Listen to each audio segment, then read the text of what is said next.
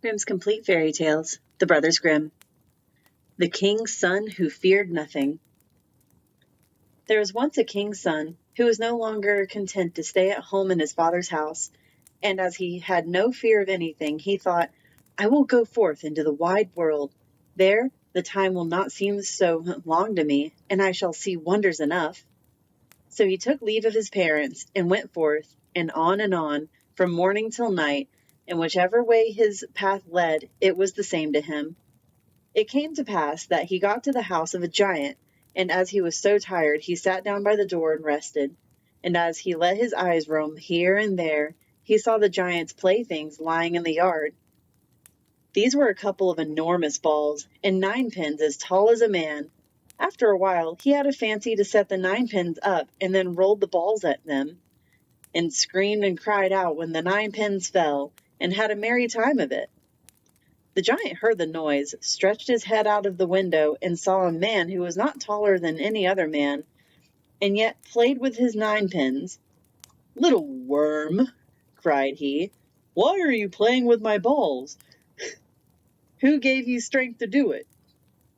The king's son looked up and saw the giant, and said, "Oh, you blockhead, you think indeed that you have strong arms. I can do everything I want to do."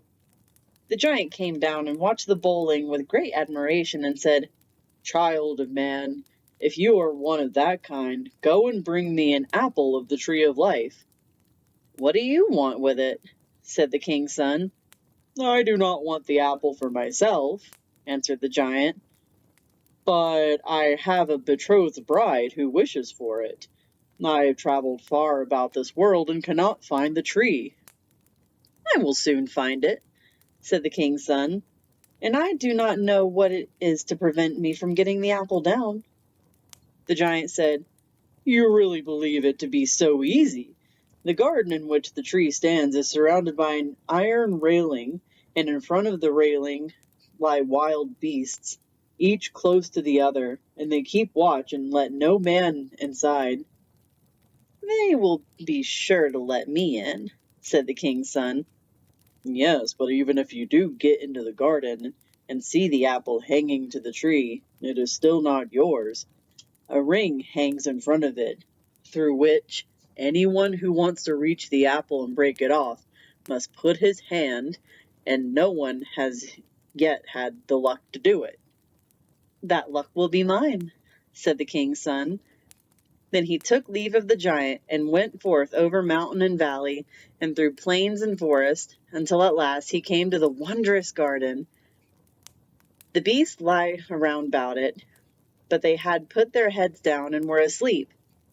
Moreover, they did not awake when he went up to them, so he stepped over them, climbed the fence, and got safely into the garden.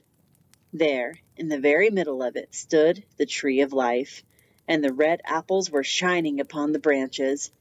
He climbed up the trunk to the top, and he was about to reach out for an apple. He saw a ring hanging before it, but he thrust his hand through that without any difficulty, and gathered the apple. The ring closed tightly on his arm, and all at once he felt a prodigious strength flowing through his veins. When he had come down again from the tree with the apple, he would not climb over the fence, but grasped the great gate, and had no need to shake it more than once before it sprang open with a loud crash. Then he went out, and the lion, which had been lying there before, was awake and sprang after him, not in rage and fierceness, but following him humbly as its master. The king's son took the giant the apple, as he had promised him, and said, "See, I have brought it without difficulty." The giant was glad that his desire had been so soon satisfied, hastened to his bride, and gave her the apple for which she wanted. She was as beautiful and wise of a maiden, and as she did not see the ring upon his arm, she said, "I shall never believe that you have brought the apple until I see the ring on your arm." The giant said, "I have nothing to do but go home and fetch it," and thought it would be easy to take away by force from the weak man what he would not give of his own free will. He therefore demanded the ring from him, but the king's son refused it. "Where the apple is, the ring must be also," said the giant. "If you will not give it of your own accord, you must fight me for it." They wrestled with each other for a long time, but the giant could not get the better of the king's son, who was strengthened by the magical power of the ring. Then the giant thought of a stratagem and said, "I have got warm with fighting, and so have you. We will bathe in the river and cool ourselves down again before we begin." The king's son, who knew nothing of falsehood, went with him to the water and pulled off his clothes, with the ring also from his arm, and sprang into the river. The giant instantly snatched the ring and ran away with it. But the lion, which had observed the theft, pursued the giant, tore the ring out of his hand, and brought it back to his master. Then the giant placed himself behind an oak tree, and while the king's son was busy putting on his clothes again, surprised him and put both his eyes out. And now the unhappy king's son stood there and was blind and knew not how to help himself. Then the giant came back to him, took him by the hand as if he were someone who wanted to guide him, and led him to the top of a high rock. There he left him standing and thought, "Just 2 steps more and he will fall down and kill himself, and I can take the ring from him." But the faithful lion had not deserted its master. It held him fast by the clothes and drew him gradually back again. When the giant came and wanted to rob the dead man, he saw that his cunning had been in vain. "Is there no way, then, of destroying a weak child of man like that?" said he angrily to himself, and seized the king's son and led him back again to the precipice by another way. But the lion, which saw his evil design, helped its master out of the danger there also. When they had got close to the edge, the giant let the blind man's hand drop, and was not going to leave him behind again alone. But the lion pushed the giant so that he was thrown down and fell, dashed to pieces on the ground. The faithful animal again drew its master back from the precipice, and guided him to a tree by which flowed a clear brook. The king's son sat down there, but the lion lay down and sprinkled the water on his face with its paws. Scarcely had a couple of drops wetted the sockets of his eyes than he was once more able to see something, and observed a little bird flying quite close by, which wounded itself against the trunk of the tree. On this it went down to the water and bathed itself, and then it soared upwards and swept between the trees without touching them, as if it had recovered its sight again. The king's son recognized a sign from God and stooped down in the water and washed and bathed his face in it. When he arose, he had his eyes once more, brighter and clearer than they had ever been. The king's son thanked God for his great mercy, and traveled with his lion onwards through the world. And it came to pass that he arrived before a castle which was enchanted. In the gateway stood a maiden of beautiful form and fine face, but she was quite black. She spoke to him and said, "If you could but deliver me from the evil spell which is thrown over me." "What shall I do?" said the king's son. The maiden answered, "You must pass 3 nights in the great hall of this enchanted castle, but you must let no fear enter your heart when they are doing their worst torment to you. If you bear it without letting a sound escape you, I shall be free.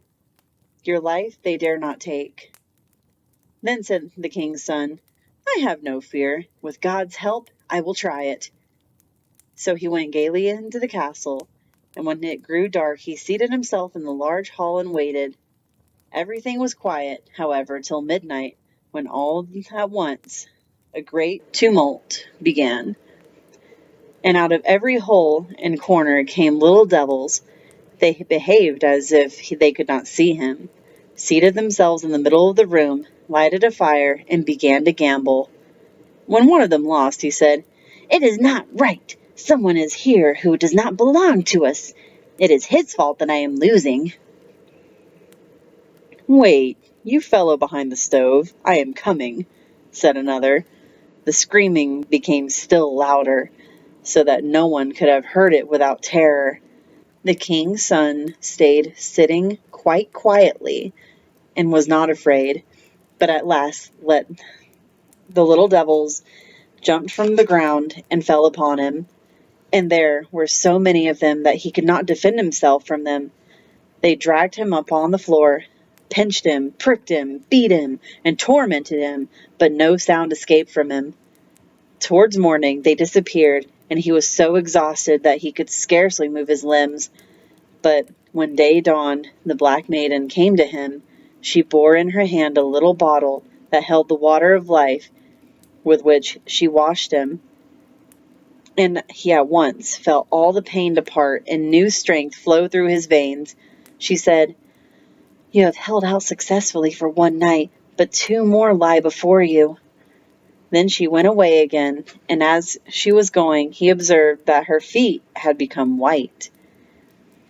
The next night the devils came and began their gambling anew. They fell on the king's son and beat him much more severely than the night before, until his body was covered with wounds. But as he bore all quietly, they were forced to leave him. And when dawn appeared, the maiden came to him and healed him with the water of life.